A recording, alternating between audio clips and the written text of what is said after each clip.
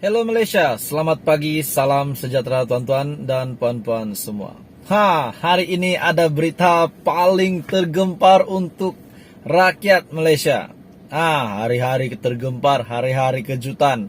Tapi kali ini tuan-tuan dan puan-puan, pasti satu berita yang Anda akan merasa, betulkah beliau ini layak jadi Perdana Menteri? Betulkah yang satu ini pun layak jadi Perdana Menteri? Masing-masing ada pilihan untuk kita memilih siapa menjadi Perdana Menteri. Dan hari ini daripada Syahabudin.com, ini adalah satu artikel yang pasti mengejutkan Ismail Sabri dan juga Muhyiddin Yassin. Untuk Anda mengetahui apa yang berlaku antara Muhyiddin Yassin dan juga Ismail Sabri, Anda kena menonton video ini. Jangan skip, tonton sampai habis. Kenapa?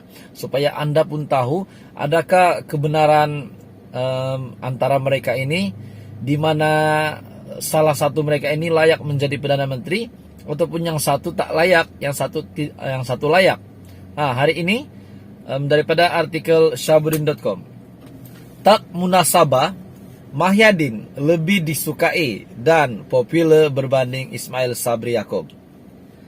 Berdasarkan dapatan atau tinjauan terbaru oleh Merdeka Center, sebagaimana yang dilaporkan media semalam, pengerusi Perikatan Nasional Muhyiddin Muhammad Yassin didapati merupakan pemimpin politik paling populer dan disukai ramai. Tuan-tuan dan puan, paling populer dan disukai ramai. Kepada Anda yang menonton video ini, jika Anda setuju dengan perenggan sebentar tadi, Muhyiddin lebih populer dan disukai ramai, Anda boleh komen di bawah. Jika Anda tidak setuju pun dipersilakan komen. Beliau dilaporkan mendapat 51% undian daripada keseluruhan responden yang ditinjau pendapat mereka. Populariti Muhyiddin dengan itu digambarkan mengatasi Perdana Menteri pada ketika ini, Ismail Sabri Yaakob, yang mendapat 46%, diikuti Anwar Ibrahim hanya 33%, Muhammad Hassan 32%, dan Ahmad Zahid Hamidi sekadar 13%. Rupanya Muhammad Hassan pun tersenarai dengan Presiden UMNO-nya, yaitu Zahid Hamidi, walaupun mendapat kedudukan paling rendah 13%. Ini adalah dapatan daripada laporan media oleh Merdeka Center. Selain menggambarkan kedudukan Muhyiddin sebagai paling disukai dan paling berpotensi untuk kembali sebagai Perdana Menteri selepas pilihan raya umum ke-15 akan datang, dapatan Merdeka Center juga mencadangkan Ismail Sabri harus dikekalkan sebagai calon Perdana Menteri bagi Barisan Nasional. Adalah satu langkah strategik yang baik untuk terus mengekalkan Ismail Sabri sebagai calon Perdana Menteri, memandangkan popularitinya lebih tinggi berbanding Zahid Hamidi, tambah laporan itu. Jadi kita lihat di sini tuan-tuan dan puan, yang pertama sekali yang layak ataupun mendapat peratusan tertinggi populer adalah Muhyiddin.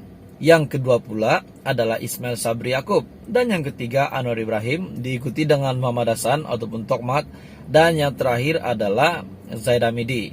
Jadi tuan-tuan dan puan, kesemua nama ini yang di dalam laporan Merdeka Center, di dalam laporan Merdeka Center ini, adakah kesemua nama ini layak ataupun hanya beberapa nama yang layak? Tak sangka pula ada nama Zahid Hamidi. Akhirnya Zahid Hamidi dicalonkan juga sebagai Perdana Menteri, tetapi hanya untuk laporan Merdeka Center. Seterusnya tuan-tuan dan puan, menggambarkan Ismail Sabri yang lebih populer daripada Zahid Hamidi barangkali tidaklah begitu mengherankan, kerana beliau memang telah disahkan sebagai poster boy dan calon Perdana Menteri bagi BN. Kalau BN menang, confirm Ismail Sabri Yaakob yang akan dijadikan sebagai Perdana Menteri daripada Barisan Nasional. Tetapi meletakkan Muhyiddin lebih disukai berbanding Ismail Sabri mungkin membuatkan ramai yang tersengih sinis mendengarnya.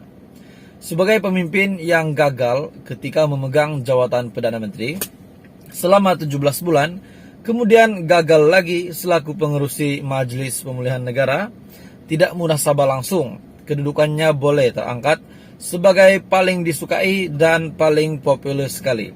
Saya terpikir tuan-tuan dan puan, kalau Anwar Ibrahim mendengar berita ini, mengetahui berita ini, bahwa beliau ini hanya ditempatkan di tempat ketiga untuk menjadi calon Perdana Menteri peratusan yang paling populer dan disukai ramai. Apa respon Anwar kira-kira tuan-tuan dan puan? Sebab di dalam artikel sebelum ini ataupun di dalam kenyataan Anwar, beliau pernah mengatakan hanya 3 calon yang layak untuk menjadi Perdana Menteri, yaitu beliau sendiri daripada Pakatan Harapan, selepas itu daripada UMNO Ismail Sabri, dan daripada Perikatan Nasional Muhyiddin Yassin sendiri. Tuan-tuan dan puan, kita boleh lihat antara mereka ini siapa yang layak sebenarnya. Untuk Ismail Sabri dan Muhyiddin Yassin pernah menjadi Perdana Menteri. Anwar pula tidak pernah menjadi Perdana Menteri, walaupun pernah dijanjikan oleh Mahathir. Ini karena menurut beliau, Mahyadin dan Majelis Pemulihan Negara adalah sebahagian daripada kerajaan yang dipimpinnya. Berarti dalam keadaan ini, Mahyadin 2 kali gagal. Pertama sebagai Perdana Menteri dan kedua sebagai pengurusi Majelis Pemulihan Negara. Oke, tuan-tuan dan puan, saya ingin ingatkan, baru-baru ini juga Muhyiddin ada membuat kenyataan bahwa jika beliau menang PR15, beliau akan teruskan berkhidmat 5 penggal lagi. Itu jika menang. Jika Muhyiddin kalah, beliau ada buat kenyataan juga bahwa jika beliau kalah, beliau akan undur diri. Tuan-tuan dan puan, beliau akan undur diri. Tapi kita tidak tahu beliau undur diri itu di mana. Undur diri politik, letak jawatan kah atau bagaimana. Tapi itu ada kenyataan Muhyiddin sendiri.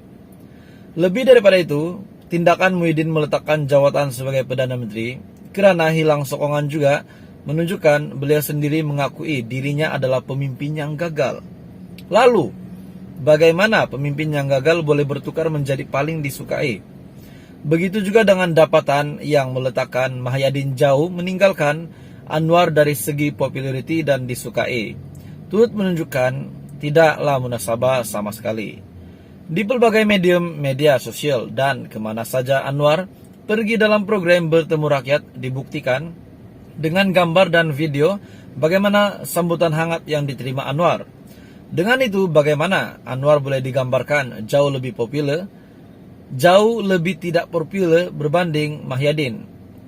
Merdeka Center dipunyai oleh siapa dan di belakang tabirnya pula ada siapa? Mungkin Merdeka Center ini fans club Muhyiddin Kot, tapi kita tidak tahu. Tapi menerusi peratusan ataupun peratusan undian, paling populer dan disukai ramai adalah Muhyiddin sebanyak 51%, diikuti dengan tempat kedua Ismail Sabri, tempat ketiga Anwar, tempat keempat Tokmat, dan tempat kelima Zaid Hamidi. Saya pikir juga lah tuan-tuan dan puan, Zaid Hamidi ini pun tetap dicalonkan jadi Perdana Menteri. Pertama sekali, dia ini ada kes mahkamah. Confirm ada kes mahkamah, salah satu klaster mahkamah juga. Namun di dalam laporan Merdeka Center ini beliau juga dicalonkan. Walaupun dia dicalonkan dan juga beliau juga mendapat undian, walaupun tempat terakhir tapi tetap ada undian. Berpikirlah tuan-tuan dan puan, kita pikirlah bagaimana kalau tiba-tiba lah Zaid Hamidi menjadi Perdana Menteri, apa komen Anda? Jadi tuan-tuan dan puan, itu adalah info hari ini untuk Rakyat Malaysia. Teruskan bersama di dalam channel ini. PR15 nanti undilah siapa yang Anda yakin menjadi pemimpin kerajaan seterusnya.